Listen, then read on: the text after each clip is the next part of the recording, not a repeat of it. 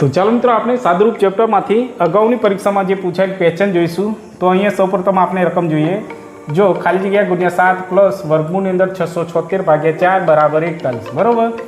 તો આ દાખલો મિત્રો આપણે સ્ટેપ બાય સ્ટેપ જોઈશું.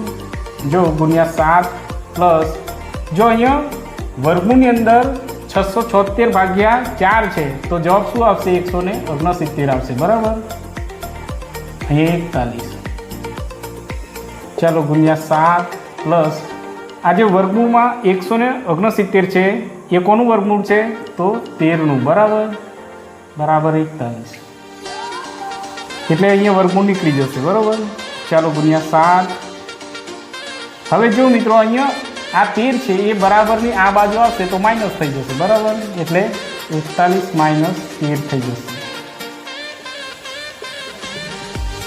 ચાલો 41માંથી 13 માઇનસ કરીએ તો અહીંયા મળશે આપણે 28. બરાબર. જો અહીંયા ગુણાકાર 7 હોવાથી એ છેદમાં આવી જશે તો 7 ચોક 28. તો આપનો જવાબ કેટલો મળશે? 4. બરાબર. 4 અહીંયા આપનો ફાઇનલ જવાબ. ઓપ્શન નંબર બી.